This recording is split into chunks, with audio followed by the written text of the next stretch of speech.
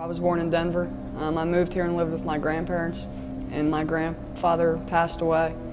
And I think I was 16, and that was my sophomore year. He got diagnosed with cancer. I never used to do drugs, didn't do anything until I was 16, and then I started with drinking, was at shooting heroin in 6 months. And I got felony charges in 2006.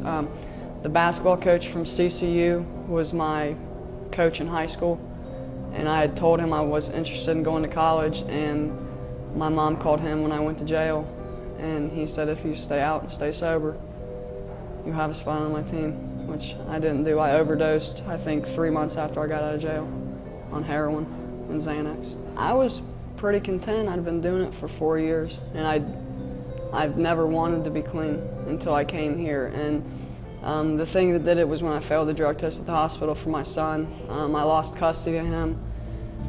I had to sign him over to my mom and my stepdad, and they've been taking care of him. And then the last weekend I stole my mom's card, her credit card, the debit card, her car, and her cell phone, and left for the weekend.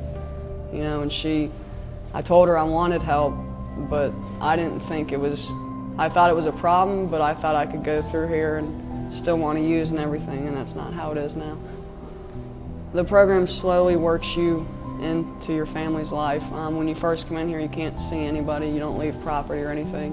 And as you move through and you phase up and you have a positive attitude and everything, you slowly get privileges back to go home and to see your family and to go hang out with people. And I went through the program here. They asked me to go to the office to be a peer mentor, so I'm there in the office now as a supervisor. You know, I get to go home 5 nights a week and spend 5 nights a week with my son. I get to be a parent. I get to be a daughter that my mom knew I could be. I see my sister. I'm a big part of my family's life now, and they're not worried about me. They trust me.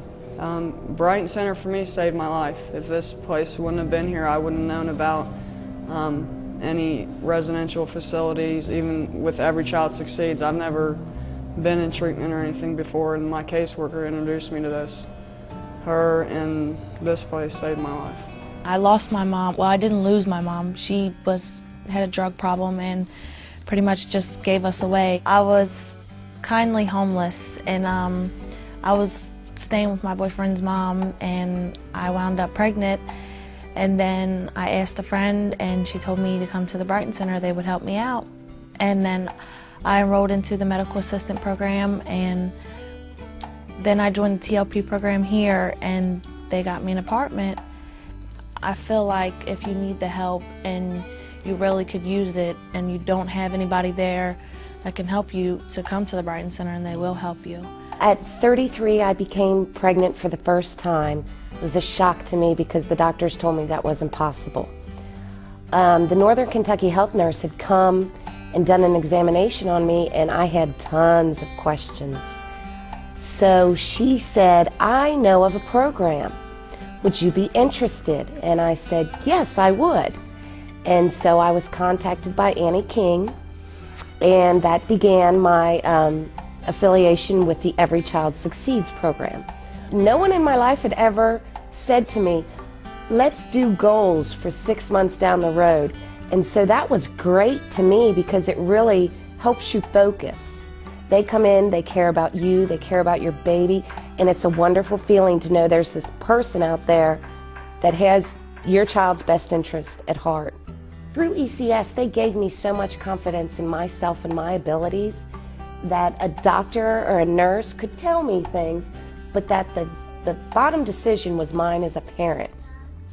The Brighton Center also showed me that as a person, I was smart, I was needed out there, and I could also give back through helping other people, a mentoring sort of thing.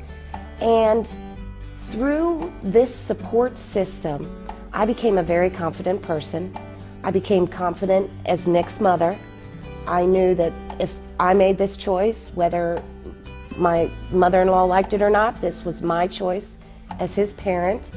And so my life changed. I wasn't swayed by scary things. Things did not bother me nearly as much. And it also changed Nick's father. And we became more self-sufficient. We got married because we felt that was the right thing to do. We recently bought a home, and recently we had enough money in our bank that we could actually give money back. And one of our first thoughts was we want to give back, and we wanted to give to the Brighton Center. Brighton Center really opens their arms to anyone, and they really respect you when they're helping you. And a lot of people don't ask for help because they don't feel that respect. They feel maybe put down or maybe a little embarrassed. And there's so much love shown at the Brighton Center.